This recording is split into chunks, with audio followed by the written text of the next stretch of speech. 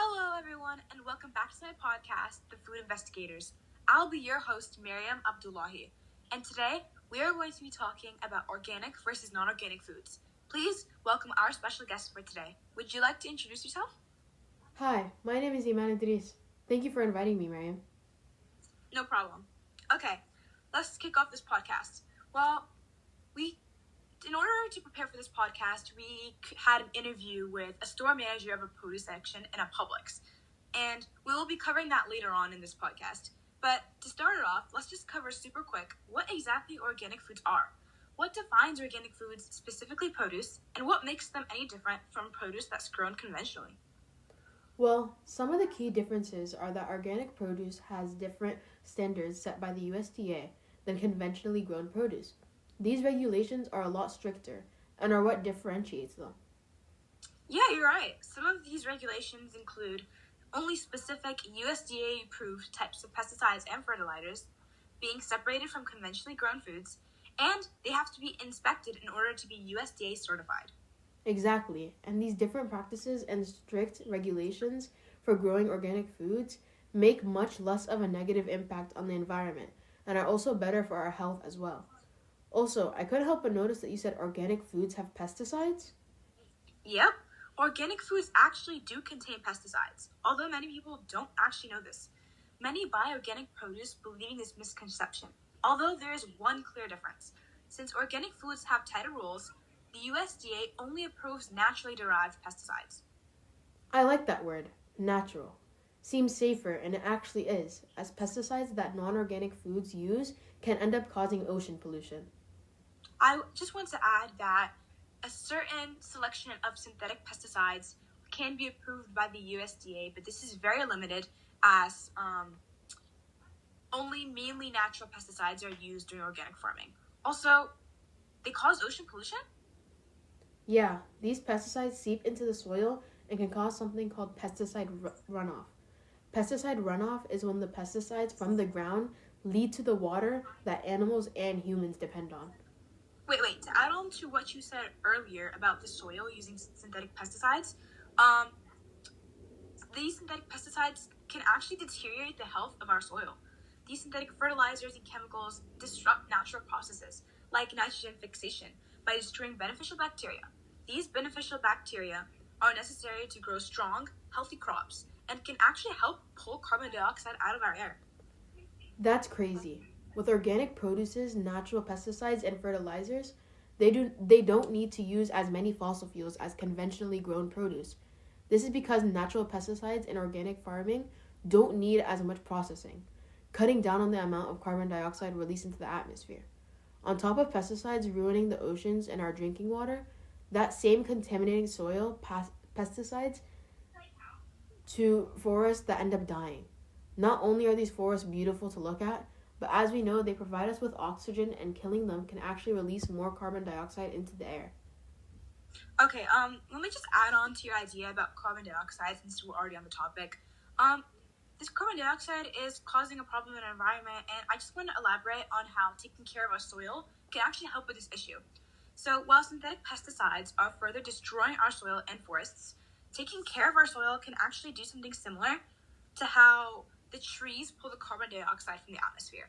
This is through a process called soil sequestration, which relies heavily on the invertebrates living in the soil that are actually currently being killed due to synthetic pesticides.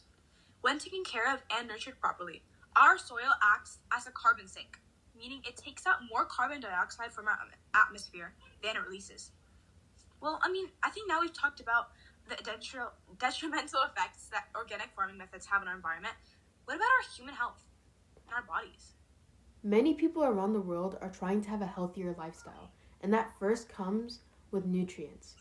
Organic foods have a lot more nutrients than non-organic foods due to the greater amount of antioxidants. Vitamin C, iron, magnesium, and phosphorus are just a few of the nutrients we could be benefiting from simply consuming organic foods. For example, iron is a necessary mineral for our bodies, providing the nutrients that are beneficial to our development. Wow, I actually didn't know that just buying a different kind of produce can actually be better for us. But I did know that synthetic pesticides are actually known to cause both short-term and long-term health issues. Some of these short-term issues include diarrhea, nausea, and vomiting, irritation of the eyes, nose, throat, and skin, which causes blisters and rashes. But the sad part is that many of these are misdiagnosed, and these cases are underreported because the reactions to pesticides are very similar to the symptoms of a cold or a flu. These pesticides are also very dangerous because they can trigger severe reactions from people with asthma. Synthetic pesticides have also been seen to cause neurological issues within humans, such as Parkinson's and Alzheimer's. These diseases are not curable and are life changing for an individual. Pesticides have also been linked to causing cancer, which everybody knows isn't curable and often leads to death. Some of the long-term symptoms of these synthetic chemicals used in conventional farming include reproductive harm. I actually read this article about a study that was conducted in 2017 by a student of UCSB, or University of California, Santa Barbara. And it said that long-term exposure within the first trimester of pregnancy can actually decrease the birth weight of an unborn child and increase the chances of preterm birth by 8%. This can actually increase child mortality rates and increase the likelihood of birth defects. That's crazy. Okay, so we've covered many points on how conventional farming is terrible for the environment and our health as well.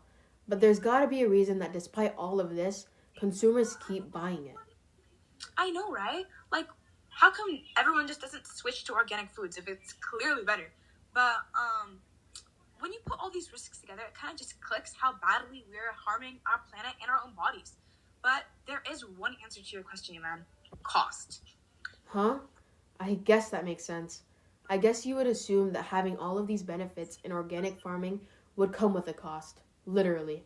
Since they cut down on the usage of fossil fuels, some of the work has to be done manually, meaning hiring more workers who obviously need to be paid.